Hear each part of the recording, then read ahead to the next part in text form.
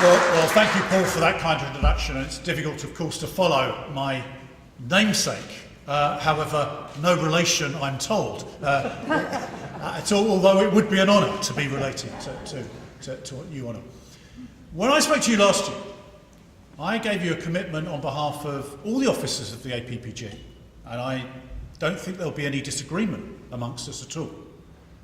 We will continue your fight until you tell us to stop. So when Tim Fearon quite rightly says, carry on campaigning for what is right, we are your servants to make sure that your voice is heard in government and in Parliament. Now, it's worthwhile actually looking and saying, what is different about the scandal that affected Equitable Life compared to other things that have gone wrong? We should always remind people, this wasn't just a regulatory failure, this was a conspiracy between the company, the regulator and the government. The schemes were too big to fail, because if they failed, the government would have to pick up the whole cost. So there was a conspiracy of silence to keep all this quiet, to prevent people actually establishing what had gone on. And it was only the Parliamentary Ombudsman that subjected this to the full glare of publicity and made detailed recommendations. Now, I was elected in May 2010, so I'm a relatively new MP. And some may say I made a fatal mistake. I came along to a meeting of the party group, effectively, and asked questions and was clearly knowledgeable about what I was talking about. So they said, you're a good guy to be the co-chairman and represent us. And so I've done so ever since. But it's worthwhile reviewing what progress we've made. Bear in mind, in 2010, there was no compensation for policyholders who had been affected by this scandal. The government, to give its due, introduced a bill. It separated out 3 different categories of policyholders, with one group, a relatively small group, receiving 100% compensation, the pre-92 annuitants not getting a single penny, and then, as we quite rightly heard, the balance to be split up amongst the rest of the policyholders. Now, we fought that when the bill went through Parliament, on an all-party basis. We said, this is wrong. This is scandalous. All these people are victims. You can't have an arbitrary date that suddenly you would have known because you could have studied the company accounts. Therefore, you could have taken a decision about your investment position. How do you make that as fair or reasonable on people that have lost a fortune who were doing the right thing to save for their latter years? That cannot be right. And last year, we were in the position whereby there was no movement from the government on that particular aspect. Now I, together with colleagues, lobbied the Chancellor, the ministers responsible, and we've continued that basis to say it is unfair, it is unreasonable, and worse still, the pre-92 trapped annuitants are elderly, they're infirm, many of them, sadly, are no longer with us. We must get compensation for those people straight away. So I think we should praise the government for at least putting some money to that aspect. Not enough, but at least some money has come and a recognition is there. We then have the issue of the balance.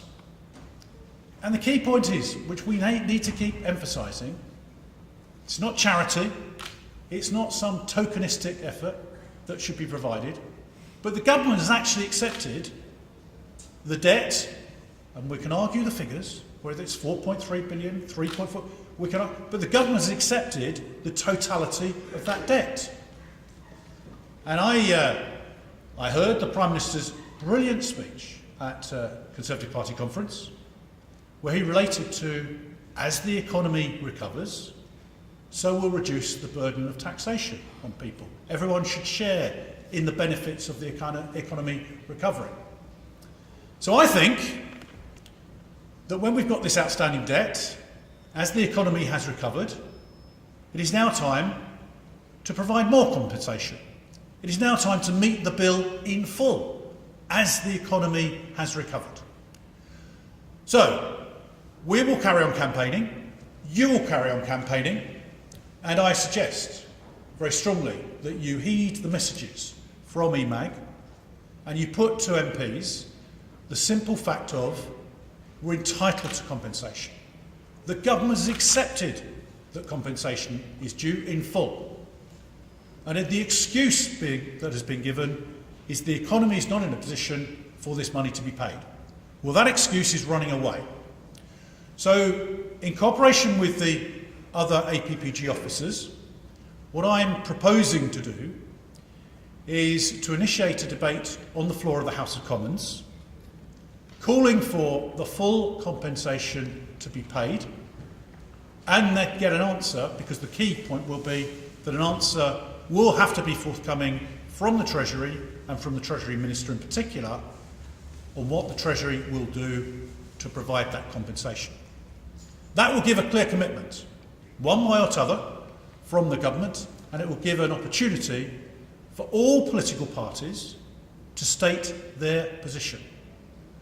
And then you will have an unequivocal position on where you stand, where we stand, and what the position will be for the future. The minimum, the bare minimum that I want to see is during the lifetime of the next government, and a clear commitment beforehand, that the full compensation package will be provided. That's the bare minimum that I want to see happen, and I want to see my party commit to that in our manifesto, and I trust that we can prevail.